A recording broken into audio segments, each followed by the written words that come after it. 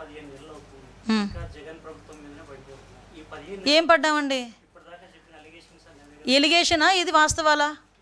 Allegation వాస్తవాలు అనేది అలా కాదండి, అలాగే ఒకటే మీరు అన్నదానికి ఓకే ఓకే కమాన్ కమాన్ కమాన్.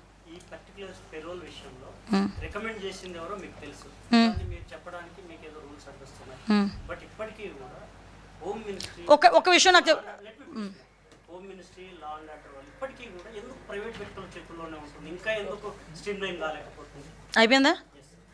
పెరోల్ ఇవ్వడం తప్ప ఒకసారి చెప్పండి మీరు. పెరోల్ రాంగ్ వ్యక్తులకు ఇవ్వడం తప్ప రికమెండ్ చేసింది ఎవరు? ఎస్ కదా. వెయిట్ రాంగ్ వ్యక్తులకు ఇవ్వడం అంటే ఇప్పుడు మీ ఉద్దేశంలో శ్రీకాంత్ అనే వ్యక్తి రాంగ్ వ్యక్తి. ఎస్ కదా, అతను వదిలేరు కదా. మరి లాస్ట్ గవర్నమెంట్ ఎందుకు మాట్లాడితే పడతారని అంటారు కదా. ఇది is it correct or not? 27/1/24లో ఆయన 30 days పెరోల్ పెడితే ఆ పెరోల్కి ఇదే ఆఫీసర్స్, అతను చాలా వెరీ గుడ్ పర్సన్ అని చెప్పి ఇదే ఆఫీసర్స్ పెరోల్ శాంక్షన్ చేసి మళ్ళీ ఇంకొక 15 రోజులు ఎక్స్టెన్షన్ చేసుకున్నారు. మేము ఈరోజు ఆ పని చేయలే. ఎస్ వెయిట్ నన్ను కంప్లీట్ చేయనియండి. ఇందా మీరు కంప్లీట్ చేయమని అడిగారు కదా, let it be complete. Yes, parole ఎలా వచ్చింది అన్నది నేను తర్వాత మా రిపోర్ట్స్లో మేము చెప్తామని చెప్పాను. ఒకటి.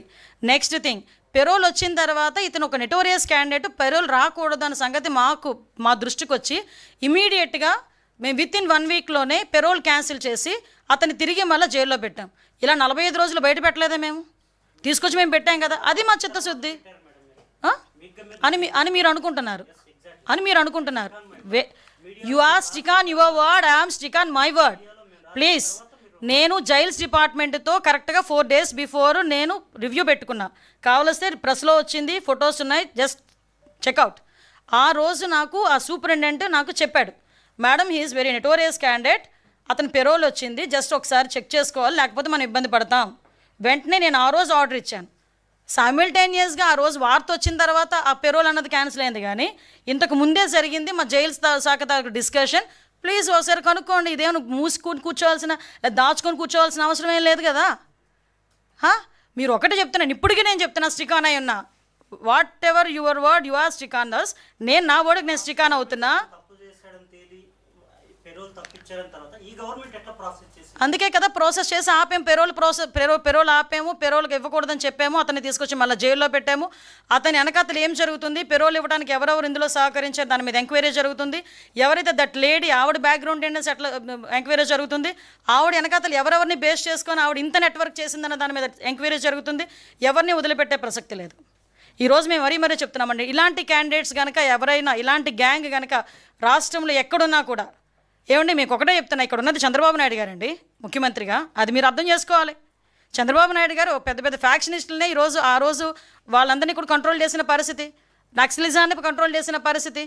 ఈ రోజుకి కూడా గాంజా కూకట వేలతో ముందుకెళ్ళిపోతే, ఈ రోజుకి మేము ఎన్ని బాధలు పడుతున్నాం, వ్యవస్థలన్నీ నిర్వీర్యం అయిపోతే వాటిని తిరిగి సెటైట్ చేయడానికి మేము ఎన్ని బాధలు పడుతున్నాం మాకు తెలుసు. ఒక పక్క నుంచి సోషల్ మీడియాలో ఇలాంటి వాళ్ళు చేస్తున్న దుష్ప్రచారాలని తిప్పికొట్టడం ఒకవైపు, ఒక పక్క నుంచి యాంటీ సోషల్ ఎలిమెంట్స్ని కట్టడి చేయడం ఒకవైపు, ఒక పక్క నుంచి లా అండ్ ఆర్డర్ని సెటైట్ చేయడం ఒకవైపు, ఒక పక్క నుంచి డెవలప్మెంట్ ఒకవైపు, ఒక పక్క నుంచి వెల్ఫేర్, ఇవన్నీ మేము కీ రోల్స్ అన్నీ మేము ప్లే చేస్తున్నాం. అవసరమైతే దయచేసి మీరందరూ కూడా సహకరించండి, ప్రజలు సహకరించండి, మేము అది కోరుకుంటున్నాం. ఈరోజు ఒక ఎన్డీఏ కూటమి ప్రభుత్వం ఎవరిని కూడా, ముఖ్యంగా తప్పు చేసిన వాడిని వెనకేసుకొచ్చే ప్రసక్తి లేదు. అది అలా చెయ్యరు ఎన్డీఏ కూటమి. అలా చేసే పరిస్థితి, ఏ పరిస్థితులు ఎవరున్నా కూడా వాళ్ళ మీద చర్యలు తీసుకుంటారు.